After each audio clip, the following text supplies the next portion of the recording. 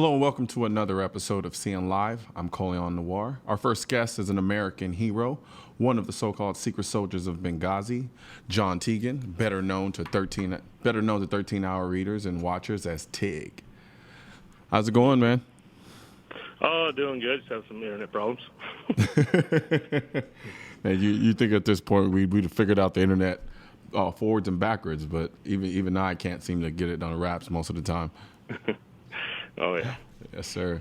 So take us through that night in Benghazi. What led you to write the book and to do the movie? It's just kind of how the leaders of the country kind of portraying the story, even after we all went and testified in front of Congress, thinking they would kind of come out and correct the story. Mm-hmm. Even the incident that how they say that the ambassador was tortured and mutilated and all that stuff never happened, and they just didn't want to change the story. They just kept going with, it was a protest, it was this, there's no stand down. So we said, well, I guess the only way we're going to get across is to write a book so they can't change it. So that's kind of how the book came about. So for people who don't really understand the intricacies of what happened that night and then the political implications and so forth, what in your mind do you feel was the biggest motivation behind them not wanting to not acknowledge exactly what was going on there that night? They just had a political agenda, and that was, a big thing was Al-Qaeda was on the run. Libya was kind of Hillary's baby for the most part, and that was going to kind of help her and Obama get elected and then help her for her election. And when it went south, they just try to find a way, an excuse for why it happened and how it happened instead of just exactly how it happened. I mean, it was a straight up attack, and everybody knew it. Gotcha. Now that particular day, was there did this kind of come out of nowhere for you? Was there kind of a general feeling in the air of kind of tension and angst, or were you caught completely? I mean, I watched the movie quite a bit actually, but was there kind of a how do you say?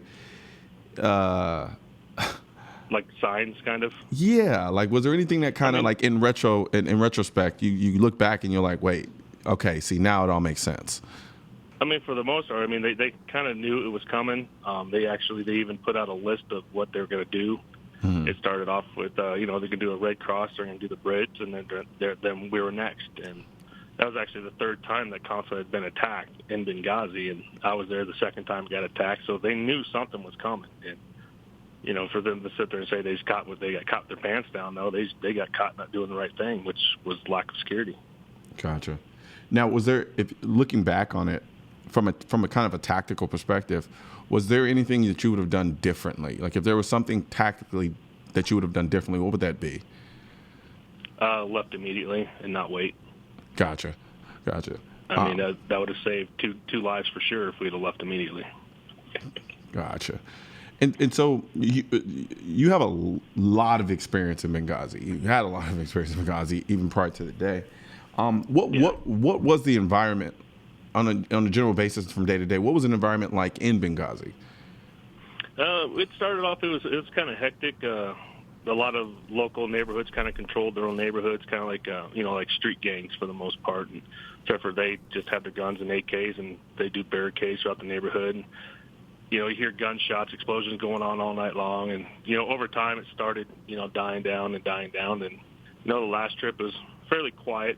They had a couple incidents where, a bunch of people went and stole a bunch of cars from a dealership and parked it right next to the police station down there, and they had a big firefight that lasted about 2 hours between the police department and the carjackers. It was pretty weird, but it was starting to calm down, starting to get back to normal. A lot of the shops are starting to open back up, and when we went out in town, we were always greeted pretty much with respect. I mean, which is very, very rare in a Muslim country. I mean, they'd come out, shake your hand, they'd want to buy you, a coffee, and it was, pretty much different, but there was always like that mob mentality there, like a gangster, back in Chicago days. It was just always sitting there on the surface.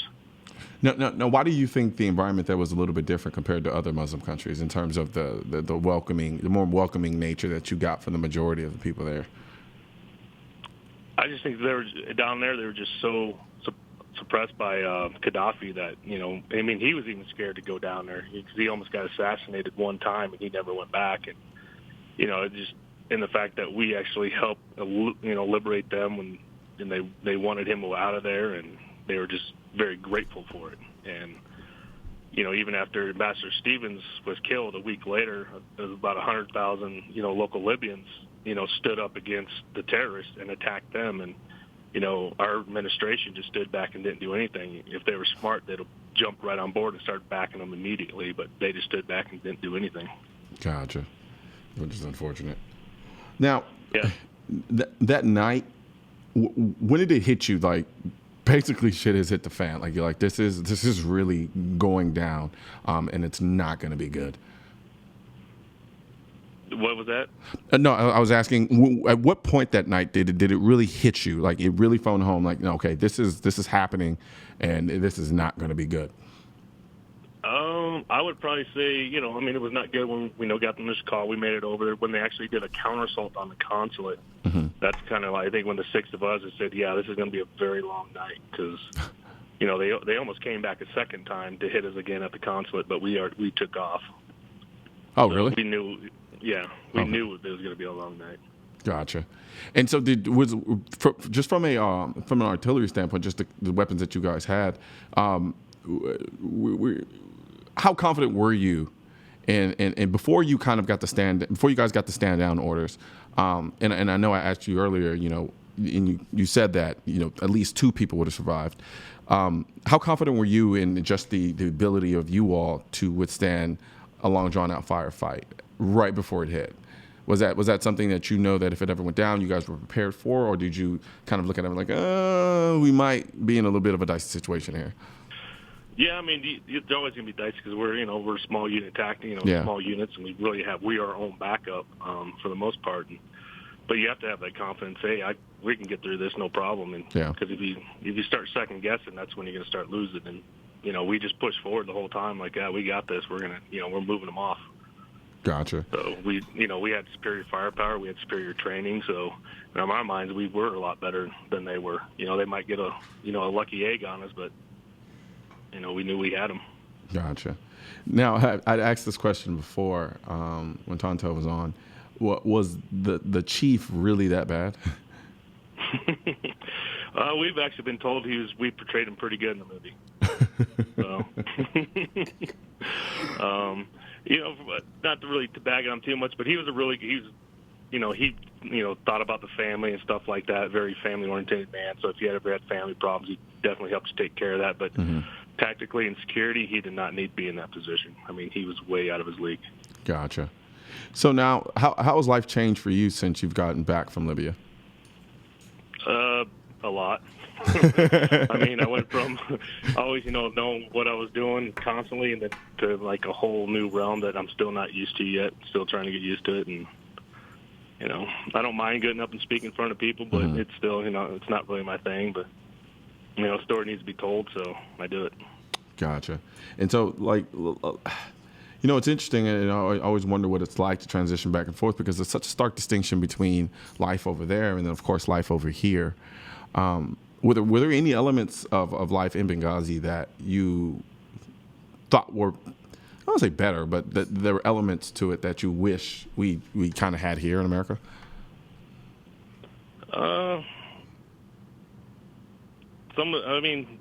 Not really. They could kind of really actually do what they, have the biggest thing I'd say, homeowner association stuff. I think we need to get rid of that. And just be clean neighbors. Fair enough. But, their traffic law is a little bit more lenient than ours, but you see some of the stuff they do over there. It's not that great. But, heck, you get over there, you get caught speeding, it's like $10, whether you're doing 100 over or 5 over. So it's like, hey, you owe me $10. So, gotcha. You ain't going to court, you're just paying right there on the side of the road. That'd be kind of better. I agree with that. I definitely agree with that, especially considering how I'm a habitual speeder. Yeah. So. Yeah, no, that's true. So now with things being the way that they are now, and going into the kind of more movie elements of it, do you feel like the movie did, on a scale of, I don't say 1 to 10, how well do you think the movie did in representing what actually happened that night? I think it was about 70% accurate for exactly what happened that night. I mean, they had a lot of extra explosions. There was no buses that blew up or vehicles that blew up. I mean, there were a couple of vehicles that got burnt down because they set them on fire. But, you know, some of the things were a little bit easier done in the movie than they were in real life. But, you know. Is there anything in particular that stands out?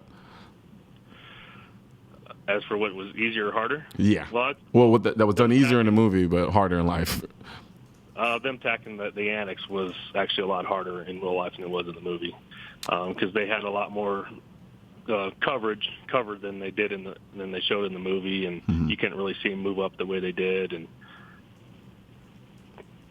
so for that part, I would say that it was a lot harder in real life than it was in the movie. Because I mean, in the movie you could just see them perfectly, like they're right there, but you know, in real life they're hiding behind the shrub and shooting through the shrub, so it was a little bit more difficult. And going into the consulate to actually search for the ambassador was a little bit harder in real life than it was in the movie, but they can't really make a pitch black screen trying to show somebody move through, because in real life you got a flashlight in your face and you couldn't even see it. That's how thick the smoke was. Jeez. So when you were actually going through and looking for him, what was going through your mind at the time?